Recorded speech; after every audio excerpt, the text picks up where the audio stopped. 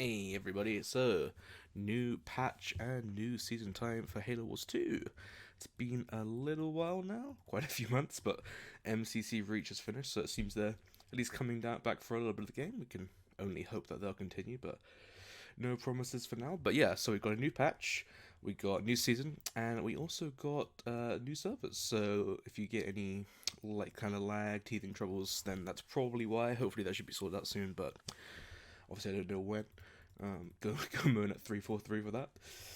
Um, yeah, so I've spoken to. It's only been out for about a day now, 22 hours. I'm looking on Waypoint, and there are the full notes on Halo Waypoint if you want to go look at them yourselves at your leisure.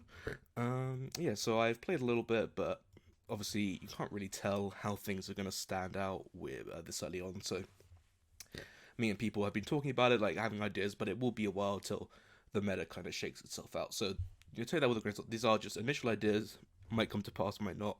It's hard to know what really is going to stack up because there's so many changes. So let's get into it. UNSC anti-infantry and anti-air turrets base damage reduced by 7%. So it doesn't look like the splashes. It's just like straight reduction, but just no anti-vehicle turret nerf, which is fine. They're pretty strong, but I wouldn't say they're insane. This is pretty okay. I would have preferred if it was more splash damage nerf, because that's the real issue, especially with like anti-air and anti-infantry when the units clump up, then they could be a problem. We'll see how this goes out. We'll kind of obviously make turtling harder. That's how it goes. Game is very turtle heavy right now, so yep, that's fine with me. Vultures, here we go. This is a pretty, well, I would say controversial one so far. Base damage increased by 15%, so I believe that's not like building damage, that's just their main gun that they shoot with on everything, so that should be increased by 15%. Good, they're really weak. Speed increased from 9 to 11.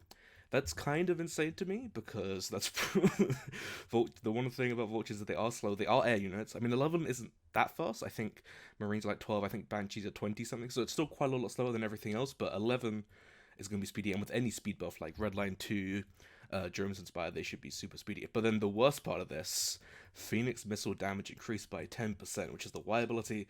That's insane. I do not know why they buffed that. They're already missile trucks. I don't like it. I think they needed a damage buff, and they could maybe do a little health buff.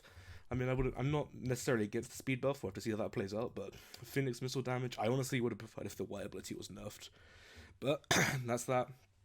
Because you can't really dodge it very easily either. It's kind of just a nasty power in general. Sorry, unit ability and all that.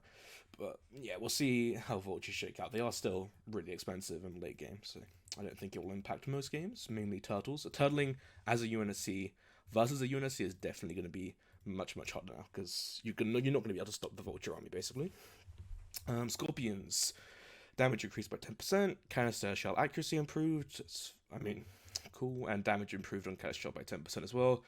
Yeah.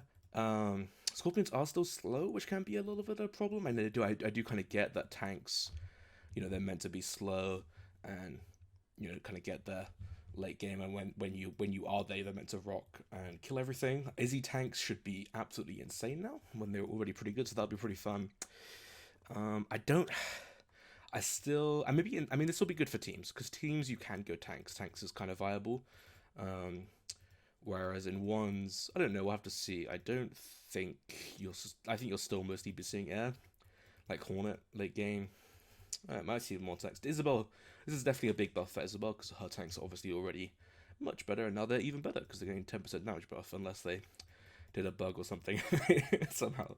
I do wonder if Izzy's canister is better. I'm not sure. That might not. Yeah, that this might not apply to that if they forgot. Banish shield turret. So recharge time. Recharge time increased by 20 seconds from 30 to 50, and then recharge wait time from 5 to 10. So the first one, 30 to 50, I believe, is how much time after the shield goes down that it can start to even just try to come back up. And then it comes up after the wait time, so that's 10 seconds of that. So after 50 seconds, if you stop attacking it, then after 10 seconds, it will come back up.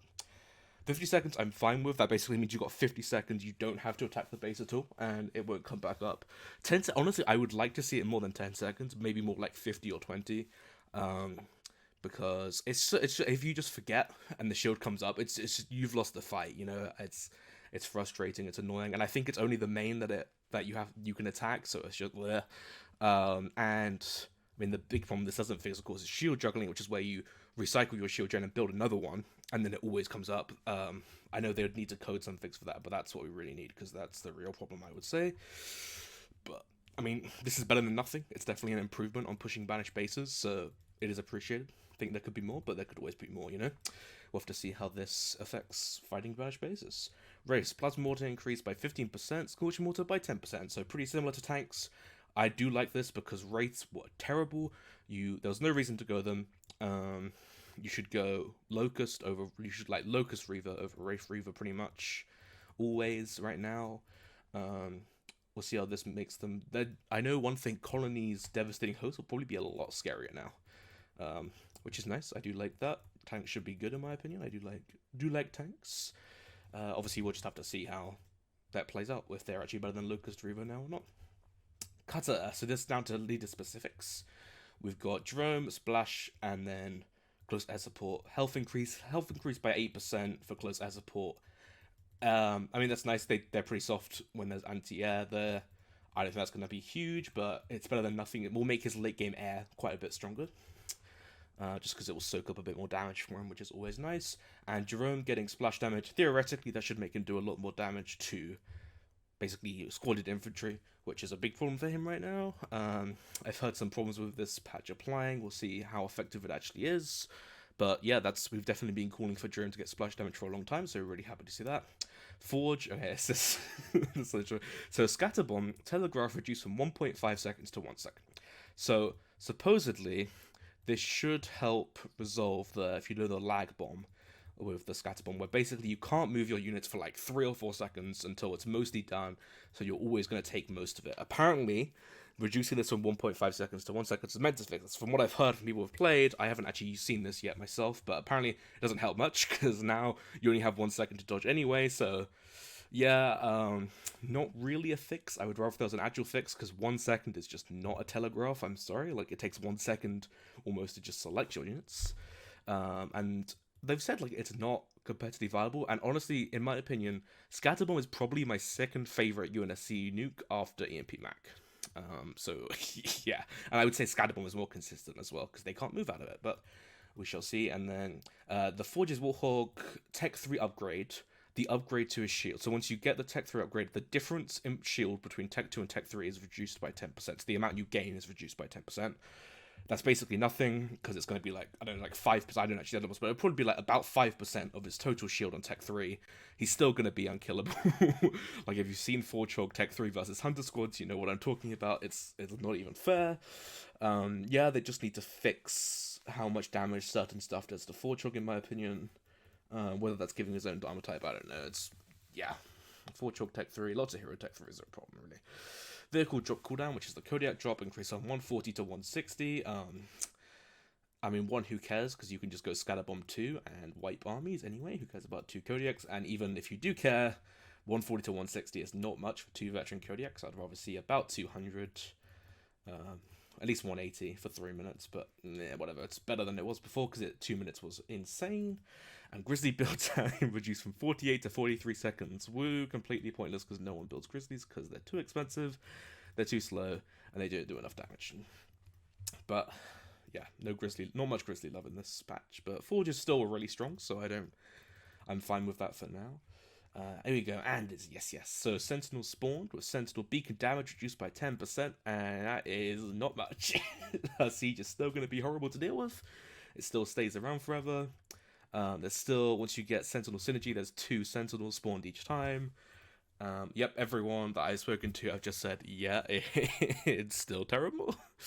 The bigger one is research and development reductions reduced to 15% on level 1 and 30% on level 2. I don't know if that affects the time yet, because obviously it affects the resources, and when I did test it, it seemed to not be 30%, but 27%, but that's neither here nor there. That might just be them misapplying the wrong numbers. We'll see.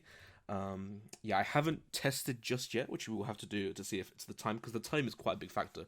But yeah, to me, this is what we wanted for quite a while. This should still make.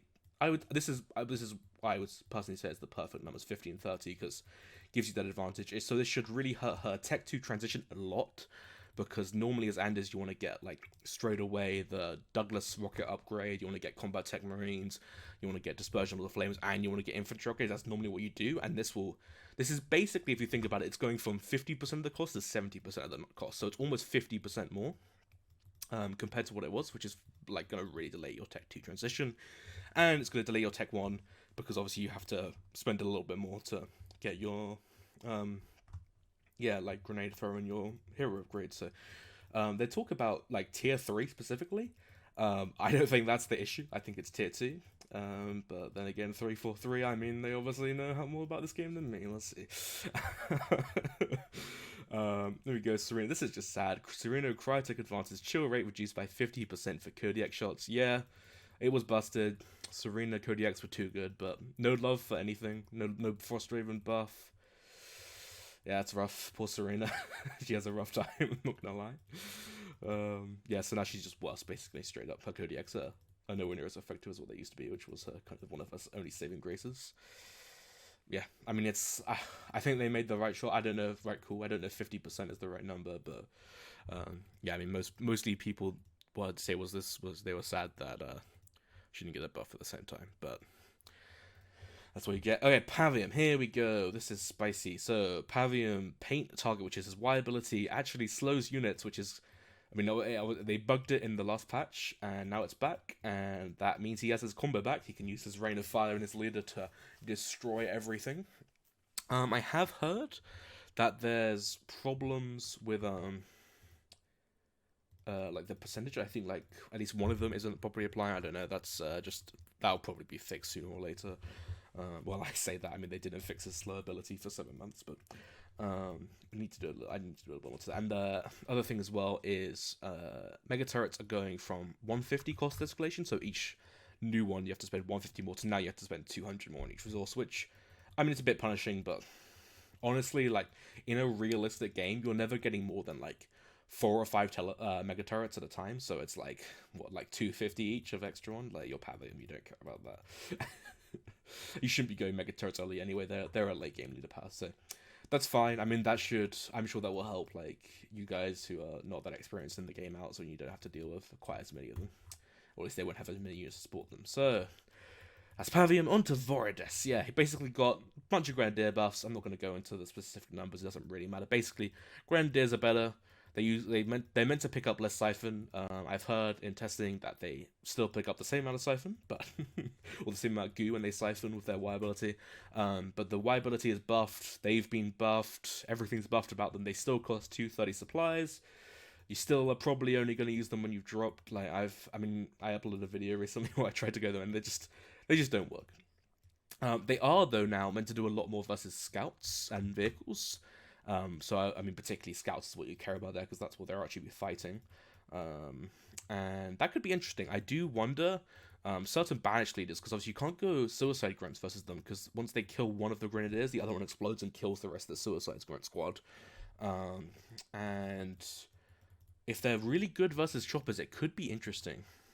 I would like to see that interaction. I don't know. I mean, Voridus is okay overall, I'd say.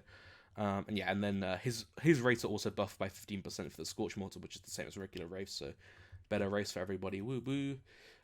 Decimus, Boundless Siphon, healing reduced by 20%. Yay, they still haven't fixed this, but whatever, it's enough by 20%. Should be a little bit easier to deal with.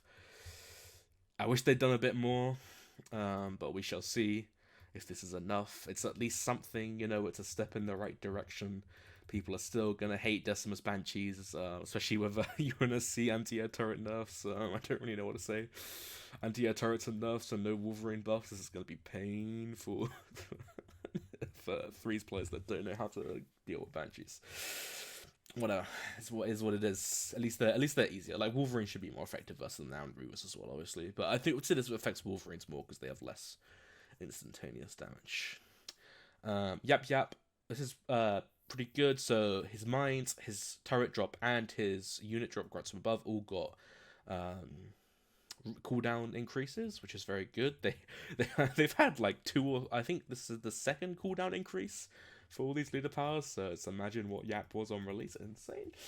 Um, I would personally. No one else has said this. But personally, I would like to see grunts from above, especially level 2, have a veterancy nerf because I think that's part of why it's too strong.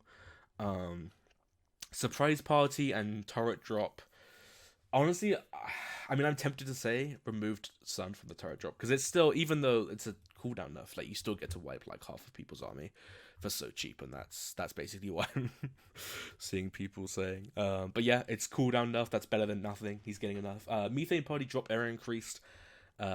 This just seems like a straight up buff to me. I'm not sure why they're buffing methane party. Yeah, basically this now means, I think it means it has the same number of bombs, but basically the area affects it's bigger, which is just a straight buff. Because the reason you go Methane Party is not really for the damage; it's for that 20% debuff. Which, if you don't know, it's 20% debuff for enemy units and on armor, and a 20% buff for your grunt units. And the area is now bigger, so the damage might be a little less consistent, but the methane will be more, which will basically just make it better. I don't know why on earth you would buff Methane Party, but I don't know where you would buff Scatterbomb either. They didn't talk to us before they released this patch, so that's how it goes. But yeah, so yeah, general sentiment is it's really nice to have a new season. It's really nice to have a new patch from everyone I've talked to. There's been a lot of troubles with the patch, but that's mostly resolved now, it seems, after they fixed it. And yeah, I mean, we're still testing it out. Obviously, we'll be playing more games, and I'll be recording them, and I'll be publishing them. So we'll see how our opinion develops over time. And yeah, guys, what do you think? Are you guys more excited to play now? There's a new season. I mean, like I've got a Smurf, my Detective Pieman. He's a champ. He was champ number 1 in 2v2, so that's pretty nice. But yeah, I mean, this definitely makes me want to play a lot more. It's always nice to have a patch and a season reset. I was feeling it's getting a bit stale, so yeah.